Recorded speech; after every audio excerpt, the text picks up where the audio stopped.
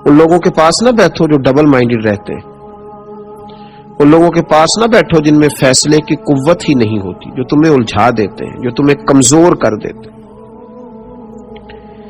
بہت سارے لوگ ساری زندگی میں کوئی فیصلہ ہی نہیں کر پاتے کہ مجھے کس راستے پہ چلنا ہے، کمزور یقین ہے اتنا۔ اور ہمیں ویسے بھی اس قدر زیادہ لوگوں سے ملاپ ہوتا ہے کہ لوگ کمزوریاں پیدا کرتے ہیں، جی خود ہی کھانا ہے، جی خود ہی کمانا ہے، جی کہاں سے ملتا ہے، کیسے ملتا ہے، اور میاں کمانا خود ہی ہے لیکن دیتا اللہ ہے، کوشش خود ہی کرنی ہے پر نوازتا اللہ ہے۔ یہ یاد رکھنا پڑے گا، اس پر ہمیں توجہ دینا پڑے گی۔ یہ کیا بات ہوئی کمزور باتیں کرنا اور یقین کے اندر کمزوری لانا؟ اقبال نے ایک مثال دی، اقبال کہنے لگے کہ دنیا میں غلام کی زندگی بڑی بدتر ہوتی ہے۔ جو کسی کا غلام ہوتا تھا نا، عرب کے لوگ اپنے غلاموں کو بڑی تکلیف دیتے تھے، ان کا جانور وہ ان کی مرضی کے بغیر دھوپ میں سے کھول کر کے چھاؤں میں باندھ نہیں سکتے تھے، اتنے تکلیف ہوتی تھی کہ تمہیں یہ بھی اگر باندھا نہیں ہے تو پھر بھی مار پڑے گی کہ تمہارے سامنے جانور جو ہے وہ بندھا رہا اور تم نے دھوپ میں سے کھول کے چھاؤں میں باندھا نہیں، اور اگر اس نے باندھ لیا تو پھر بھی مالک مارتا تھا کہ ابھی تم اتنے بڑے ہو گئے ہو کہ پوچھو گے بھی نہیں اور کام کرو گے۔ تو غلام کی زندگی بڑی کمزور، بدتر اور تکلیف والی ہوتی تھی۔ تو اقبال کہنے لگے سن اے تہذیب حاضر کے گرفتار، غلامی سے بدتر ہے تیری بے یقینی۔ اگر تو بے یقین آدمی ہے نا تو پھر تو اس غلام سے بھی گیا گزرا ہے جس کی زندگی اتنی کمزور ہے کہ اس کی کوئی اپنی مرضی نہیں، اس کے لیے کوئی دستور ہی نہیں۔ یقین کامل والی زندگی ایک حسن ہے۔ نبی پاک صلی اللہ علیہ وسلم کی خدمت میں حضرت عبداللہ بن بصر رضی اللہ تعالیٰ عنہ حاضر ہوئے۔ وہ دور کسی جگہ کے رہنے والے صحابی تھے، حاضر خدمت ہوئے تو عرض کرنے لگے یا رسول اللہ صلی اللہ علیہ وسلم میں بڑی دور سے آیا ہوں اور بوڑھا بھی ہوں، یا رسول اللہ صلی اللہ علیہ وسلم نہ جانے دوبارہ لوٹ سکوں کہ نہ لوٹ سکوں، اور حضور ممکن ہے زندگی بھی اتنی وفا کرے نہ کرے، مجھے کوئی ایک ایسی بات بتائیں جس پر میں جم جاؤں تو میری دنیا بھی بن جائے اور آخرت بھی بن جائے، تو اس پر ڈٹ جاؤں تو میری دنیا بھی بنے، یعنی یہاں کی بھی مجھے کامیابیاں ملیں، یہاں بھی اگر میں سوسائٹی میں کوئی مقام لینا چاہوں تو وہ بھی اللہ مجھے عطا کرے، مجھے ایک ہی بات بتائیں۔ نبی پاک صلی اللہ تعالی علیہ وسلم نے ایک ہی بات ارشاد فرمائی، فرمایا جب تو کہے نا اللہ میرا رب ہے پھر اس پر ڈٹ جا، پھر اس پر ڈٹ جا، کھڑا ہونا سیکھ، سٹینڈ لینا سیکھ، یقین کامل پیدا کر۔ پھر یہ تیری جو کمزوری ہے نا، تیرے ٹوٹتے جملے، تیرے بکھرتے لفظ اور تیرے حروف میں کمی، اور پھر تیرا کمزور لب و لہجہ، تیرا بہت بڑا دعویٰ اور پھر ذرا سا کسی کا فون آنا اور تیرا بکھر جانا، تیری بڑی باتیں پر تیرا انداز وہی کمزوروں جیسا، پھر اس سے نکل، پھر تو کہیں کھڑا ہونا سیکھنا، پھر ذرا کچھ معیار زندگی پیدا کرنا، اگر دنیا میں جینا ہے تو کچھ معیار پیدا کر، پھر ذرا حوصلہ پیدا کر، پھر یقین کی دولت اپنے ہاتھ رکھ، پھر ذرا مضبوطی دکھا۔ ہمارے معاشرے میں ایک مایوسی ہے جو تیزی سے پھیل گئی ہے، مسلمان جی کمزور ہیں جی، ان کا کچھ نہیں بن سکتا، پاکستان میں جی بڑے حالات خراب ہیں، اس کا کچھ نہیں بن سکتا، وہ جی میں غریب آدمی ہوں، غریبوں کے بچے تو بڑے نہیں نہ بن سکتے۔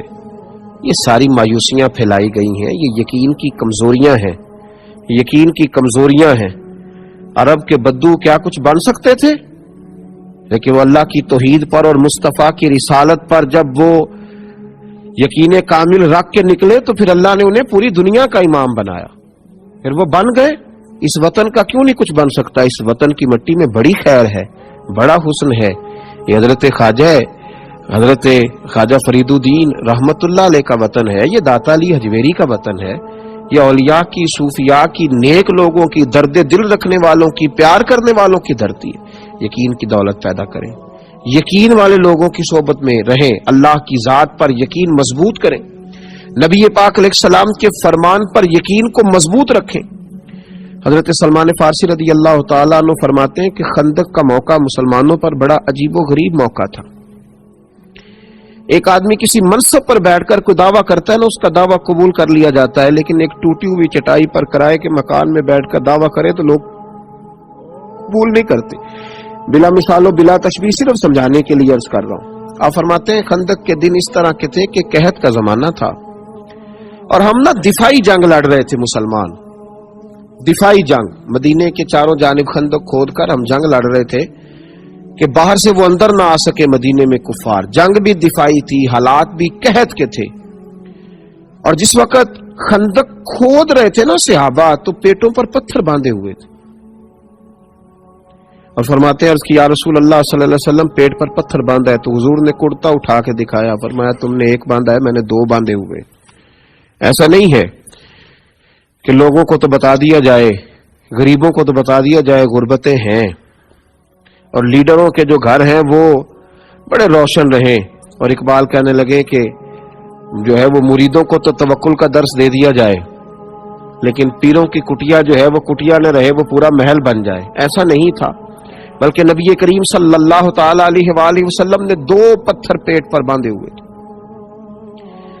تو محبوب کریم صلی اللہ علیہ وسلم سے حضرت سلمان فارسی رضی اللہ تعالیٰ عنہ کہتے ہیں کہ عرض کیا یا رسول اللہ صلی اللہ علیہ وسلم، یہ ایک چٹان آ گئی ہے، خندق کھود رہے تھے تو چٹان کٹ نہیں رہی، دو پتھر پیٹ پر باندھے ہیں، قحط کا زمانہ ہے، اسلام پر غربت ہے. فرمایا ہتھوڑا مجھے دو.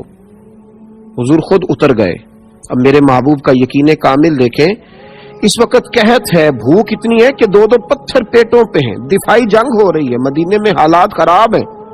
لیکن جب تیری سوچ جمع ہوتی ہے تو پھر عرش کا مالک تجھے رنگ بھی بڑے بڑے ہی عطا کرتا ہے. پھر جب تیرے ذہن میں وسعت آتی ہے تو پھر اللہ بھی تجھے اسی طرح نوازتا ہے. حضور کا یقین کامل، حضور کے ہاتھ میں وہ جو آلہ تھا نا چٹان توڑنے والا، حضور نے اللہ اکبر کہہ کے مارا چٹان پر. تو کہتے ہیں صحابہ کہ ہم باہر کھڑے تھے تو ہم نے چمکتی ہوئی چیزیں دیکھی، چٹان ٹوٹی. تو حضور نے کیا فرمایا؟ فرمایا اوتیت مفاتح الیمن. ابھی مکہ نہیں فتح ہوا، لیکن حضور اللہ اکبر کہہ کے ضرب لگاتے ہیں اور فرماتے ہیں لو بھی اللہ یمن کی کنجیاں بھی ہمیں عطا کر دی، بڑی جلدی یمن بھی ہمارا ہو جائے. پھر حضور نے دوسری ضرب لگائی تو یقین کامل دیکھیے، نبی پاک علیہ الصلوۃ والسلام نے فرمایا لو بھائی فارس بھی ہمارا ہو جائے گا. تیسری ضرب لگائی تو فرمایا ملک شام بھی اللہ ہمیں ہی عطا کرے گا. تو حضور ضربیں لگاتے جاتے ایک ضرب پر ایک بہت بڑی سلطنت اور ملک کے فتح ہونے کی خوشخبری دیتے. اور صحابہ بڑے باہر کھڑے ہو کے یہ تبصرے نہیں کر رہے تھے کہ یہ کیسے ہو سکتا ہے، بڑی منصوبہ بندی کرنی پڑے گی، کیسے ہوگا. ان کا بھی یقین کامل تھا. جب حضور کہتے نا ملے گا، کہتے ہماری روحیں بھی نعرے لگاتی تھی، اور ہمیں سمجھ لگ رہی تھی کہ بس آ گیا، شام بھی ہمارا ہے، یمن بھی ہمارا ہے، روم بھی ہمارا ہے، ایران بھی ہمارا ہے. وہ جناب ابو ہریرہ فرماتے ہیں پھر حضرت عمر کے زمانے میں وہ ساری چیزیں ہم نے آتے ہوئے دیکھ بھی لی، وہ سارا کچھ حضور کے قبضے میں آیا. یقین تو پیدا کرنا، اٹھ باندھ کمر کیوں ڈرتا ہے، پھر دیکھ خدا کیا کرتا ہے. کمزوری نہ دکھائیں، ٹوٹتی ٹوٹتی باتیں، کمزور ہمارے فکرے، ہمارے لب و لہجے کی وہ مایوسی، ہمارے لفظوں کا وہ کمزور پن. ہم تو کسی سے بات کرتے ہیں تو گھبراتے ہوئے، اور غریب آدمی سے زیادہ شکوہ ہے، یہ بیٹھتا ہے ہر جگہ ڈر کے، سہم کے، پیچھے ہٹ کے. او بھائی کچھ بھی نہیں ہوگا، حالات کے سہمے ہوئے لوگوں کو بتا دو حالات بدل جاتے ہیں، ایک جیسے نہیں رہتے، کچھ بھی نہیں ہوتا. یہ جتنے لوگ آپ کو شہروں میں اور بڑی بڑی بلڈنگوں میں نظر آ رہے ہیں یہ کسی نہ کسی غریب گھر سے اٹھ کے آئے ہوئے، کچھ بھی ایسا نہیں ہے. یہ سب جب میدانوں میں نکلے تو اللہ نے انہیں نواز دیا. یقین کامل کی دولت پیدا کرے.